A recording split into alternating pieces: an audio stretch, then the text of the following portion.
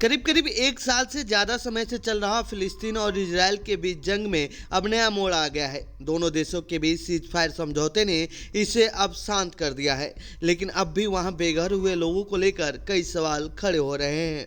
Gaza पट्टी के तबाही के बाद वहां के लोगों के पास रहने के लिए घर नहीं है और अब भी इजराइल इसे पूरी तरह छोड़ने के मूड में नहीं है।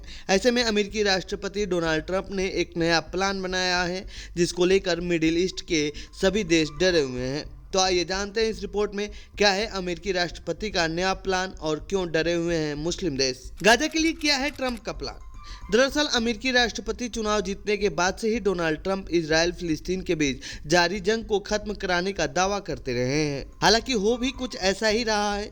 उनके सत्ता में आने के दौरान ही इन दोनों देशों के बीच एक सीज फायर समझौता हुआ, जिसके बाद इजरायली बंधकों को फिलिस्तीन ने रिहा भी किया है। अब ट्रंप ने जॉर्डन, मिस्र और दूसरे अरब देशों से ज्यादा फिलिस्तीनी शरणार्थियों को अपनी जमीन पर जगह देने की बात कही है। ट्रंप का सुझाव है कि गाजा के युद्धग्रस्त क्षेत्र को पूरी तरह से खाली करते हुए नई शुरुआत की जाए।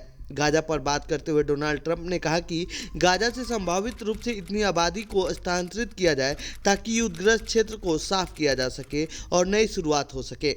मैंने जॉर्डन के राजा अब्दुल्ला द्वितीय से बात की और मिस्र के राष्ट्रपति अब्देल फतह अल सीसी से इस पर बात की है।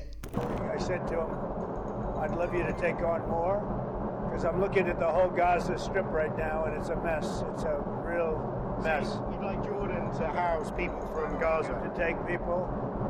I'd like Egypt to take people. I'm talking to General al-Sisi tomorrow, sometime I believe. And I'd like Egypt to take people, and I'd like Jordan to take people. You're talking about probably 1.5 million people, and we just clean out that whole thing. It's over the centuries that's many conflicts that site, and I don't know. It's something has to happen, but it's literally a demolition site right now. Almost everything's demolished. Trump के plan को Jordan ने किया खारिज। Gaza पट्टी को खाली कराकर दूसरे देशों में बसाने वाले ट्रंप के बयान को जॉर्डन ने नकार दिया है। जॉर्डन ने कहा है कि वह इस तरह के किसी भी विस्थापन को अस्वीकार करते हैं। जॉर्डन के विदेश मंत्री ने कहा कि उनका रुख इस मामले में बिल्कुल साफ है। गाजा में रहने वाले लोग अपनी जमीन से बेहद लगाव रखते हैं और उसे छोड़ना उनके लिए अस्वीकार है। संयुक्त राष्ट्र के अनुसार जॉर्डन में पहले से ही करीब 23 लाख फिलिस्तीनी शरणार्थी रह रहे हैं। इसके अलावा मिडिल ईस्ट के बाकी मुस्लिम देश भी ट्रंप के इस प्लान से सहमत नहीं है और वो नहीं चाहते हैं कि ऐसा हो। क्या फिलिस्तीनी लोग ट्रंप के बयान से खुश हैं? अमेरिकी राष्ट्रपति डोनाल्ड ट्रंप के इस बयान के बाद से फिलिस्तीन के लोगों ने इसका विरोध करना शुरू कर दिया है।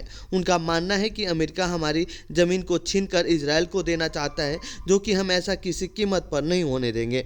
गाजा के लोगों के हवाले से मीडिया में छपी रिपोर्ट के मुताबिक उनका कहना है कि इस बात को मानना हमारे लिए नामुमकिन है। ये सच है कि हम तकलीफ में हैं, लेकिन ये नहीं होगा कि हम अपना देश यहूदियों के लिए छोड़ दें।